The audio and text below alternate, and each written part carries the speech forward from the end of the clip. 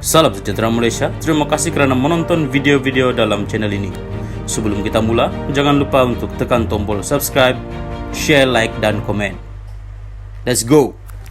Salam sejahtera dan salam perpaduan kepada seluruh rakyat Malaysia. Berita panas hari ini bertajuk Gelombang besar memihak PN di Kedah sudah berlalu. Berita penuh, gelombang besar penolakan BN di Kedah seperti yang berlaku pada pilihan raya umum ke-15 telah reda dan berlalu, kata pengurusi BN Kedah, Madzir Khalid. Secara pribadi, Madzir berkata dia yakin akan berlaku perubahan di Kedah pada pilihan raya negeri kali ini.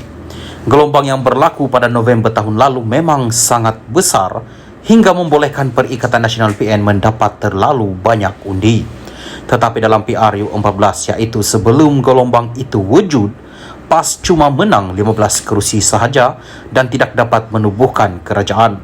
Yang menubuhkan kerajaan ketika itu adalah Pakatan Harapan PH sebelum kerajaan itu diambil alih PAS di tengah jalan. Kini gelombang dalam PRU 15 sudah tiada dan kita kembali kepada keadaan asal, katanya ketika ditemui media sewaktu berkempen di Kampung Kubang Kenyeng di Pedang Terap hari ini. Pada PRU 15 November lalu, PN memenangi 13 daripada 14 kerusi parlimen yang dipertandingkan. Mereka yang tumbang termasuk Dr. Mahathir Mohamad dan anaknya Mukris yang pernah menjadi Menteri Besar sebanyak 2 kali. Malah kedua-dua mereka hilang wang pertaruhan masing-masing. BN pada PRN Kedah kali ini membentuk kerjasama dengan PH bagi berdepan PN dalam usaha merempas kembali negeri tersebut. Pada PRN Kedah 12 Ogos nanti, BN mempertaruhkan 15 calonnya bagi berdepan cabaran PN, manakala PH bertanding di 16 kerusi. Jadi tanpa ada gelombang dan angin yang kuat itu, maka saya jangkakan akan berlaku persaingan sengit melibatkan PN dengan gabungan BN serta PH bagi memerintah negeri ini, tambah Madzir. Pada pilihan raya 2008, BN digulingkan selepas Pakatan Harapan memenangi 18 daripada 36 kerusi, manakala PAS berjaya mendapat 15 kerusi.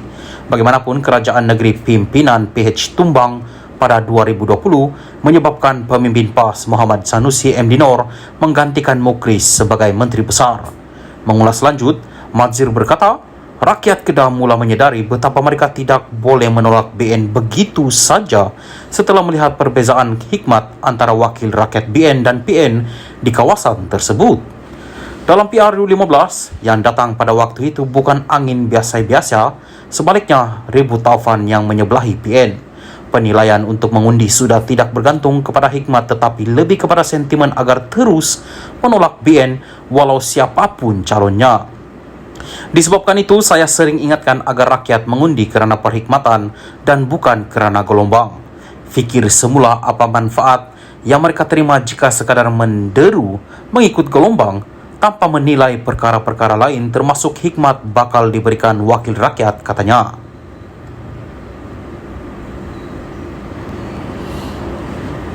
Salam sejahtera dan salam perpaduan kepada seluruh rakyat Malaysia. Berita seterusnya dipetik daripada Sinar Harian bertajuk Isu hutang peneroka, Muhyiddin masuk perangkap sendiri.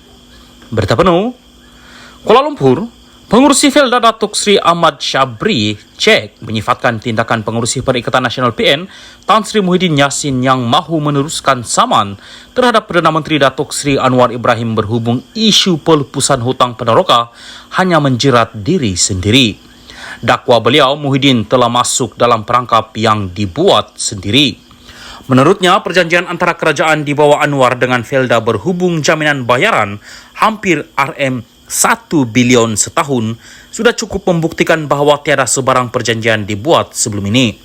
Perjanjian terakhir antara kerajaan dengan Felda adalah satu bukti kuku bahawa sebelum ini tidak ada sebarang perjanjian. Dia, Muhyiddin, suruh langsaikan hutang, Felda disuruh berhutang, ambil sukuk, dan tidak ada satu komitmen yang jelas bagaimana kerajaan akan membayar hutang yang diambil Felda. Hanya PMX, Anwar, membuat satu komitmen yang jelas iaitu melalui jaminan kerajaan yang ditandatangani, katanya kepada pemberita selepas menghadiri Town Hall Generasi Felda di Perantauan Anjuran Kami Anak Felda, KAF, di sini pada Sabtu. Ahmad Sabri berkata perjanjian tersebut menjadi titik kelegaan kepada yang menjamin aliran kewangan Felda untuk terus membantu peneroka. Ini bermakna apapun berlaku kepada kerajaan selepas ini tetap mesti dibayar. Kerajaan tak boleh kata bajet tahun ini tak cukup dan sebagainya, katanya. Justru beliau menyarankan agar Muhyiddin menyelesaikan isu berkenaan dengan membuat pengakuan terbuka bahawa isu hutang peneroka Felda tidak pernah diselesaikan hingga ke peringkat jaminan kerajaan. Felda ini bukan bermula pada 2021. Kalau nak kata itu hasilnya, kita kena tengok sebelum itu banyak lagi hasil perjuangan orang sebelum itu, katanya. Media melaporkan Muhyiddin yang juga ahli Parlimen Pago akan meneruskan tindakan saman terhadap Anwar selepas Anwar gagal mengemukakan permohonan maaf tanpa syarat dan secara terbuka dalam tempoh 24 jam seperti terkandung dalam surat tuntutan peguam yang dihantarnya sebelum ini.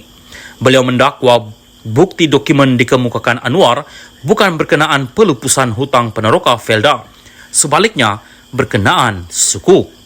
Kemudian pada Jumaat, Anwar telah menghantar surat tuntutan undang-undang kepada Muhyiddin meminta bayaran ganti rugi RM200 juta ringgit berhubung dakwaan fitnah yang dikaitkan dengan isu pelupusan hutang peneroka Felda. Anwar juga meminta permohonan maaf daripada Muhyiddin dalam tempo 24 jam.